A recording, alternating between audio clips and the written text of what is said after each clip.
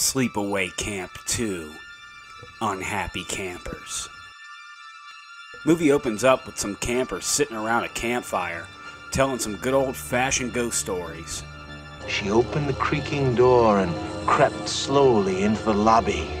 When one of the girls decides to tell a true story, there used to be this camp about 60 miles from here. Camp Arawak. Yeah, I heard about that, and all these kids got killed. Shut up. Basically, a recap of the first film. And a girl got stabbed while taking a shower. One of the cooks got boiled in some water. The owner of the camp, he got it in his neck with an arrow. When Angela Baker, or Angela Johnson, shows up on the scene. About 30 people were killed, and the camp had to be closed down. The end. Ready? Played this time by the beautiful, one and only Pamela Springsteen. And she's not too happy with Phoebe's story. And then you tell that awful story, scaring those kids half to death. You don't deserve to be at camp. I should send you home. And decides to send her disrespectful ass home. That's what you get for not obeying your counselor. And here's what you get for telling evil stories and having such a filthy mouth. That's what you call Angela got your tongue. What a bad camper. We cut to the next morning where it's time to rise and shine. Wake up, everybody! Breakfast in half an hour! She is so adorable. Her cute little ass can wake me up any day. This is where we see some titties. And it looks like Tit Patrol is just outside the window, snapping some risque pics. The Tit Patrol, that's who. Can anything good? Allie and Mare. All right. Jeez, you little fucking perverts. It's breakfast time at Rolling Hills. And what a better way to start out the day than a good old camp song. I'm a happy camper. I love the summer sun. I love the trees and forests. I'm always having fun. Cut to the shit sisters getting stoned and drunk off their asses in the middle of the woods. Oh, I'm a happy camper. I love to drink and fuck. You know, just committing some major horror movie sins that they will surely pay for later on. One of the shit sisters wakes up on a grill, only to find that the other shit sister has been barbecued. When Angela shows up to show her the proper way to start a campfire. Say no to drugs. Now that's one way to roast a marshmallow. Later on that night, Angela has a meeting to go to and tells all these thoughts here to behave. I have a counselor's meeting in a few minutes. I hope there won't be any problems when I'm gone. Good night. When those good-for-nothing boys show up to cut loose and party down.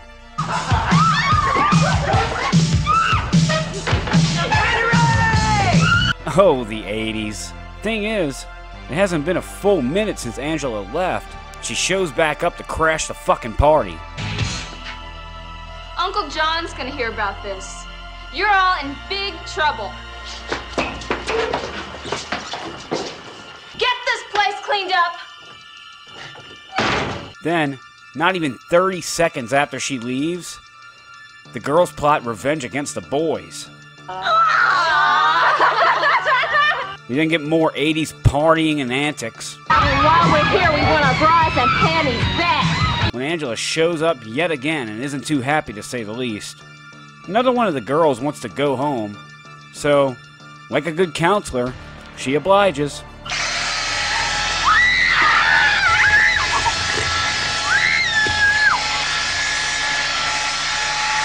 We then cut to games. Dead teenagers' brains. Angela, what's really in there? Dead teenagers' brains. And arts and crafts time. I got this idea about a year ago. Now, if this doesn't scare Angela, nothing will. I wonder what these little fucks are up to. They totally missed. Hilarious. Turns out these two little fuckers are planning to scare the pants off of Angela. But they don't realize that Angela's a murderous killer and that totally just completely backfires on the both of them.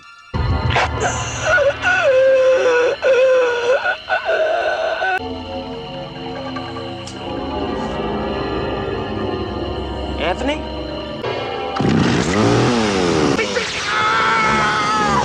Please don't! Sorry. Once I start a task, I always finish. Really cool little Freddy Krueger, Jason Voorhees, and Leatherface Easter eggs going on here for sure. Allie, the camp slut, is out getting her back blown out. She then returns to her cabin where she finds a letter from Sean that says to meet him later. Her being a slutty hoe decides to go take him up on the dick appointment. She goes out to the abandoned cabin where she finds Angela instead. Goddamn Angela! What's your problem? You, and kids like you. Instead of getting stabbed with a dick, she gets stabbed in the back with a motherfucking knife. Ah! Ah! Definitely not how you saw this going down, I bet. Hey, Allie? Angela then decides it's time to flush the shit down the drain. What's down there? Answer me. Shit! That's right, one of your favorite words. Well, if you mind if I borrow it for a moment? You've been a shitty friend and a shitty camper. Not only is she a camp counselor, but a great plumber as well.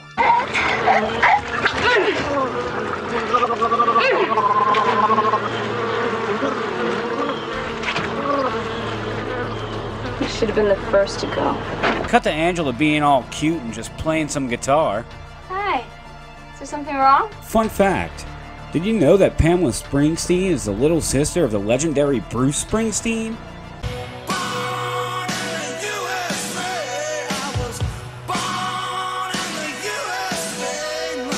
Now that's fucking epic. One of the campers comes in because she has some concerns about some of her fellow campers being sent home. I was bored, and I remembered Mare gave me her phone number, so I decided to give her a call. Well, when I called and asked her mom if I could speak to her, she told me she was still here. But Angela can't have her snooping too close, so she shuts her the fuck up. You talk too much.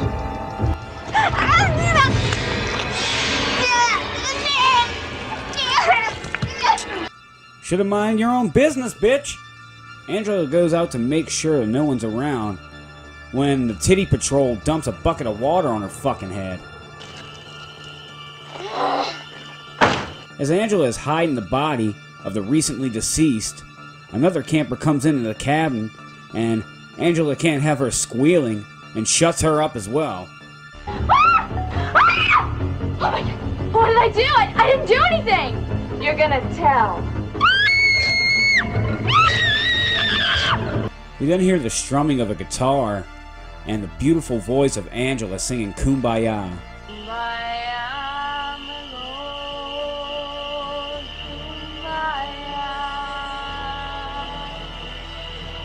Ain't she just dreamy?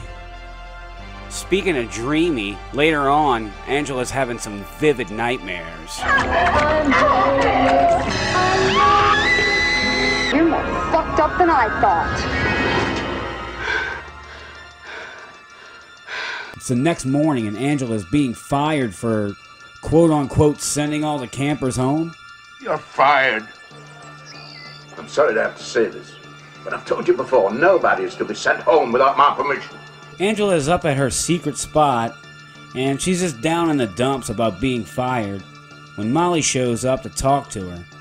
Uncle John makes me counselor of the week just 4 days ago. And now he fires me? And she's basically just reminiscing about old times.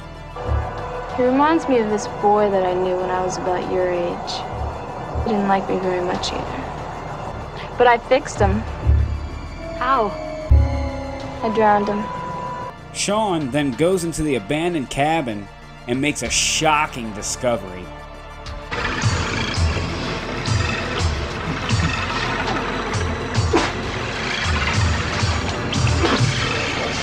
Angela then comes in to crack him over the fucking back with a stick. I don't want to hurt you. One of the camp counselors goes looking for the missing campers when he finds Angela's clubhouse, and lucky for him, he made it just in time for lunchtime.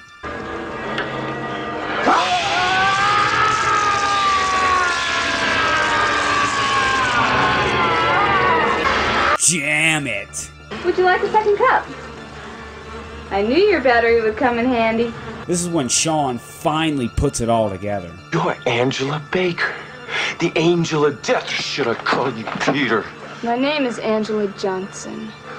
You're Angela Baker. You killed all those kids at Camp Arawak. We then hear what Angela's been up to all these years. 2 years of therapy, electroshock, plus every kind of pill you ever heard of, plus an operation. I'm completely cured. If I wasn't, they wouldn't have let me out. And then she does this.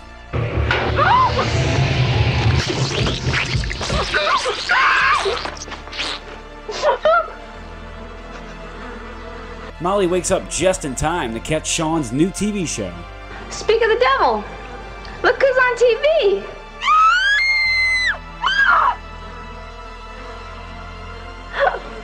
Angela then leaves to go pick up more guests for the party when Molly gets herself free and cracks Angela upside the head with a stick.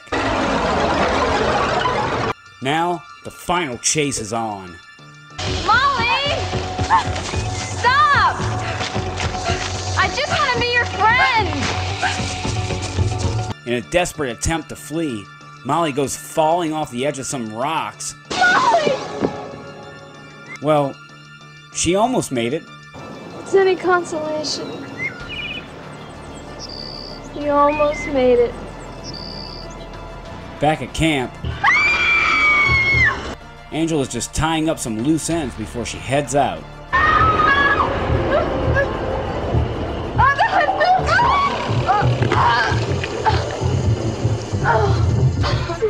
We then cut back to Molly, who isn't dead.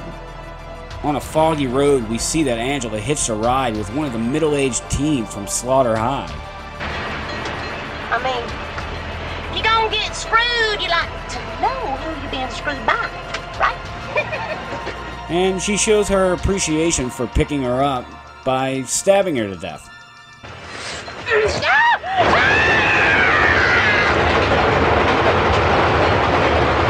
We then see the disoriented Molly shuffling down the road when we see a truck pulling up behind her, only to find out that it's fucking Angela. Oh, they cut your hair?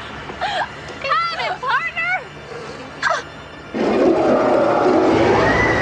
Epic. So, do I recommend this movie? Was Angela a happy camper? Camp Rolling Hills is the best! Hell yeah, she was. So fuck yeah, I definitely highly recommend this movie. A very underrated little horror slasher flick for sure. I really love the performance by Pamela Springsteen as Angela. There's a saying that my aunt taught me that's helped me through a lot of hard times. And it goes like this. Keep your morals strong and you'll never go wrong. I know Felissa Rose was the original portrayal of the character, but Rose's performance, though being iconic, was very wooden and stiff, and she barely talked very much at all in the film, whereas to here, Pamela gives such a classic, iconic, unforgettable performance, and it actually gives life and a personality to the character that just wasn't present before. Plus, she's gorgeous and musically talented. She just truly killed the role, no pun intended. The soundtrack to the movie is very awesome, and it almost has a Friday the 13th sort of vibe to it. It's fucking classic. It has a lot of gore, so if you're a gore hound, we got gore galore. Wait till he hears what's happening to you.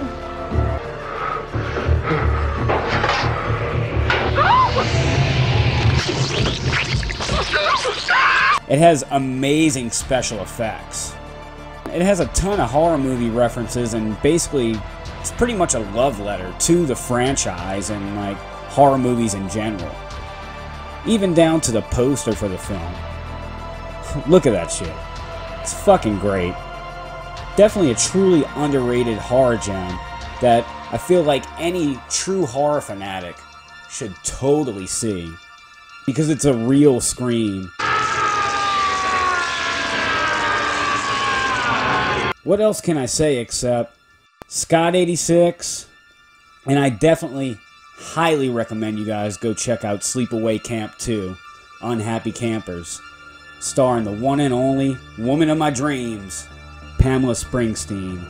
I'll see you on the next episode of Monster Mash, campers. Good night, campers.